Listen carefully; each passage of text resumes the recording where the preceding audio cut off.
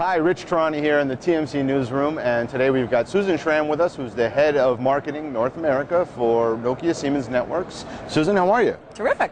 Great to see you. So tell me a little bit about what you're doing in the wireless space these days. Well, it's an interesting time.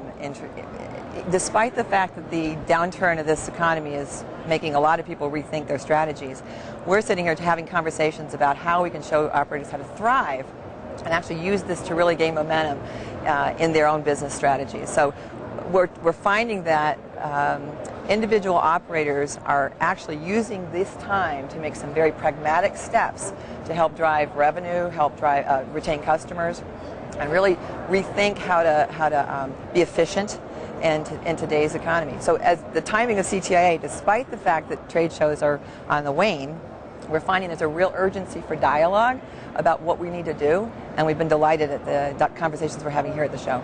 And you've had a bunch of wins lately, right? Congratulations. Yes, we have, and I'd say we in the last few months it's been interesting because one topic that we've talked about over the last few years is IMS, and I think this is an interesting time where IMS in a fixed and mobile environment really is starting to play a very real role. Not only Verizon, which has recently announced their LTE strategy, where IMS is an important part of that strategy, but we also announced Time Warner Cable, who also is positioning themselves for the future, has announced IMS is being deployed there too. Now, what about the multi-vendor aspects of IMS? How's that going to play into some of these rollouts? How is it going to play in? I mean, in the sense that the multi-vendor, we all play. let me put it that Are way. service providers pressuring you and saying, you know, you need to get this to work with that? Is that an issue that's coming up? Well, you know, it's funny. The ecosystem of this industry, and I'd say obviously in a difficult time, we all can't, nobody can do it all, but the ecosystem has really started to make a very, very useful opportunity for us to not only work together in standards, but actually in operating deployment models. And so around the world and here in North America, I'd say we have a healthy multi-vendor environment. Now, your company has been really pushing lower cost and also, I guess I should say, more power efficient, energy efficient solutions, and green has been a big part of your messaging. Can you tell me about that? Well, and not just messaging. So 2 years ago, we created this company, which is a joint venture of Nokia and Siemens.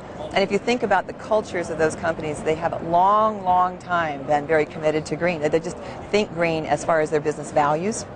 And so when we formed, a lot of it was making sure that value was really part of everything we did. So several things that you see as indicators. One, our Flexi base stations, which is, base stations create 90% of the CO2 emissions in any network. And so it's a really important part to affect. Our Flexi base station is the greenest base station in the industry, and providing an opportunity to improve 70% over traditional 2G deployments.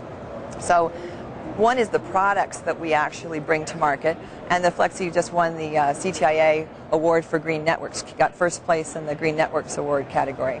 But also it's what we do as a company too. Just last week there was a Climate Savers, an organization of manufacturers, global manufacturers, was held called Climate Savers, where we each set objectives for improvements in terms of our own CO2 emissions. And in that one also, Nokia Siemens is leading the way in terms of our own ability to reduce CO2 emissions in terms of the processes, as well as our use of real estate, etc. So you mentioned that CTIA gave you some awards. We're here at the CTIA Wireless Show in Las Vegas, and interestingly, I saw a whole bunch of people after the show was over yesterday outside in the desert planting these business cards from your company. You care to describe exactly why people are planting this business card? We want everybody to understand that everybody plays a role in a green environment. And so what this is a card that allows you to download a song, and then once you get the song, you can plant it in the ground because it has seeds. Not the song. The card then gets planted in the ground and can become a plant. What sort of tomatoes? Yeah, what are we talking about? I think it's a random generated. Randomly seeds. Generated. So okay, so you plant it and find out what it is. That's right, exactly. Okay.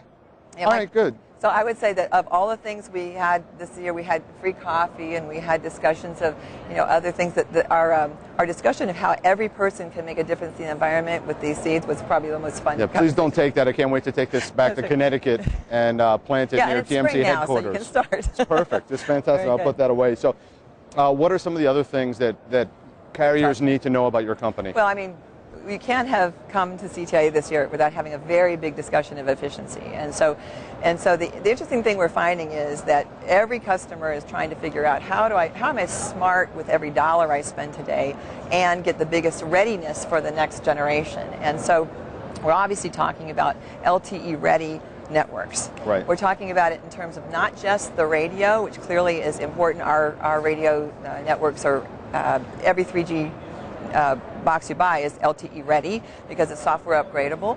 And so all the networks that we're deploying in Canada, for instance, at TELUS and Bell, and that we're deploying here at T-Mobile, as they deploy those, they are able to upgrade to LTE. But we're also talking about the whole end-to-end of the LTE environment, because if you think about it, there's a big need to plan for the consequences of radio. So you have huge speeds that manage an environment of data, and then you've got the core aspect to make sure that you're managing that subscriber experience, and you've got the consequences on the traffic in the ground, so then the optical and mobile backhaul and microwaves. So I think sometimes efficiency sometimes becomes a buzzword, but there's really pragmatic things that can be done. That's we're great. Talking about it. That's great. So what's the next big thing that we're going to see from your company? Can you talk about that? The next big thing. I'd say it's really a combination of ensuring insights to the subscriber. One of the things that I think we're, as an industry, telcos have undercalled their amazing knowledge of their customers in terms of their ability to use it to differentiate the customer experience.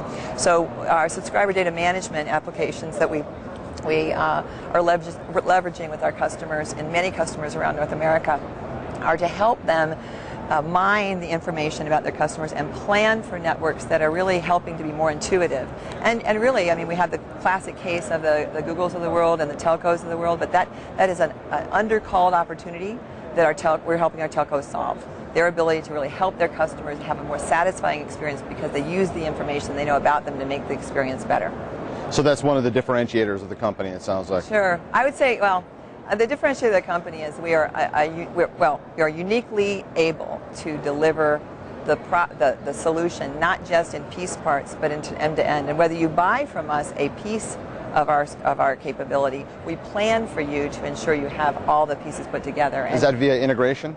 Via integration services and just in our knowledge. I mean, when we play a part in your network, we're not going to play a part as a silo. We want you to make sure you plan for all the implications from the radio to the core to the underlying transport and the services that go with it. Now, has integration grown? Yeah, in fact, 40% of our company's revenues are services, and a large part of that is becoming more and more integration services. And it's interesting because the integration has a lot of aspects. When you and I talked many years ago, a lot of our work was in the old VoIP work, right? Just bringing VoIP together, which was more of a task than anybody ever thought of. IPTV, more of a task than anybody ever thought of.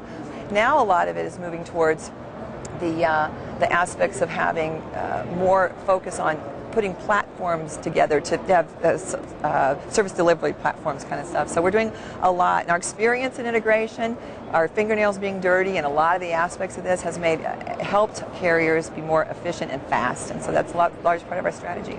That's great. Thank you so much for your time. You're welcome, and enjoy your plan. This has been great. Yes, yes. And we've been speaking today with Susan Schramm, who is the head of marketing North America for Nokia Siemens Networks. Thank you. Thank you.